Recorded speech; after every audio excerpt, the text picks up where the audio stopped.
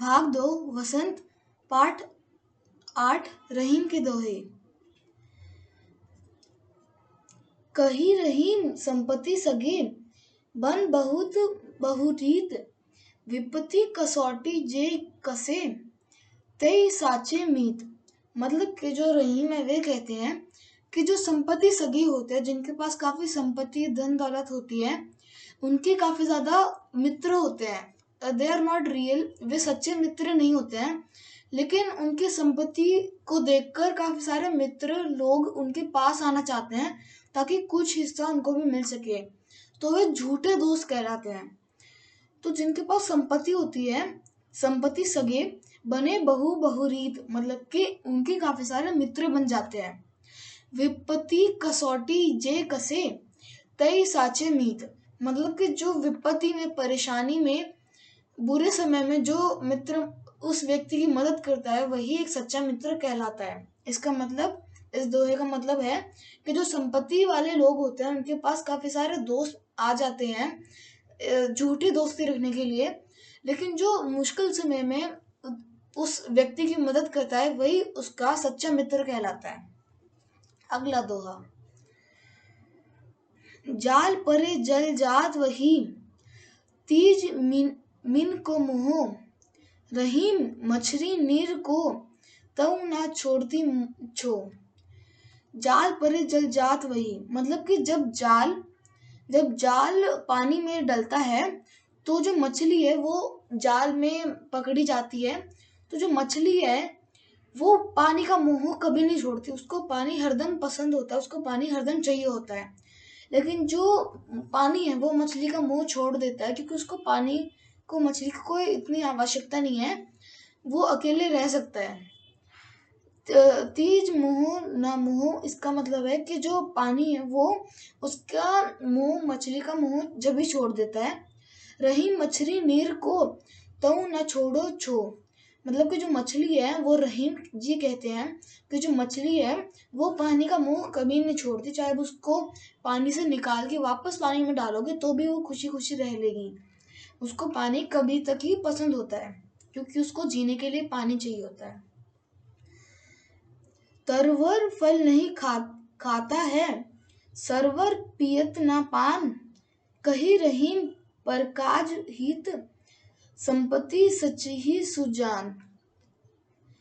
मतलब कि जो तरु है, जो वृक्ष है, तरु मतलब ऊंचे ऊंचे पेड़, जो तरु है वो कभी खुद का फल नहीं खाता है, और जो नदी है वो भी कभी खुद का पानी नहीं पीती है, वो हरदम किसी पेड़ को, जानवर को या हमें दे देती है बिना कुछ वापस लिए, वो कभी खुद उसको इस्तेमाल नहीं करती है। तो जो तरु है वो कभी खुद का फल नहीं खाता, ना ही कभी एक नदी खुद का पानी पीती है। और यही बात रहीम समझाना चाहते हैं कि जो व्यक्ति अपनी संपत्ति, धन दौलत को किसी की मदद करने के लिए इस्तेमाल करता है, वही व्यक्ति एक सज्जन व्यक्ति कहलाता है। सज्जन मतलब जो एक सफलतापूर्ण व्यक्ति, एक अच्छा व्यक्ति होता है, वो व्यक्ति अपनी संपत्ति को दूसरों का हित करने के लिए यूज करता है। कही रहीम पर काज हित संपत्ति सचिन सुजन, मतलब कि जो संपत्ति वाले व्यक्ति है, उनको अपनी संपत्ति दूसरों के हित के लिए इस्तेमाल करनी चाहिए। थोथे बादल कवार के जियो रहीम घरात बिना पूर्ण निर्धन भय करे पाछली बात। मतलब कि जो थोथे बादल है, जो खोखले बादल हैं, बड़े बड़े गरजते हुए बादल, वे ज्यादा बरसते नहीं हैं। जो बादल आसमान में गरजते हैं वे बरसते नहीं हैं। इसी तरह जो धनी पुरुष होता है, जो बहुत ज्यादा संपत्ति वाला व्यक्ति होता है, वो कभी कभी काफी ज्यादा नीची बात कर जाता है, मतलब वो कभी कभी काफी ज्यादा छोटी बात कर जाता है, जो उसके स्टैंडर्ड की नहीं होती, वो बहुत नीची बात करता है। मतलब कि मेरे को और पैसा चाहिए, मैं इसकी मदद नहीं करूंगा, जबकि वो मदद आसानी से कर सकता है, लेकिन फिर भी वो मना करता है। इसको कहते हैं नीची बात। वो निर्धन व्यक्ति की तरह बात करता है। इसमें यही समझाया गया है कि हमें, अगर हमारे पास संपत्ति है तो हम मदद करें, ना कि हम और लोगों की तरह नीची बात करे, किसी की संपत्ति ना दे और ना उसकी मदद करे। धरती की सी रीत है, शीत घाम और मेघ, जैसे परे सो सिया रहे, त्यों रहीम यही दे। इसमें रहीम जी ये समझाना चाहते हैं कि जो हमारी धरती है वो सब चीज़ सहती है। वो धूप सहती है, बारिश सहती है, अलग अलग प्रकार के मौसम सहती है। और ऐसे ही हमारे शरीर भी है जो कि धूप सहता है, पानी सहता है, दर्द सहता है, और अलग अलग प्रकार के मौसम भी सहता है। कभी हमारा शरीर बीमार होता है तो उसको वो भी सहना पड़ता है।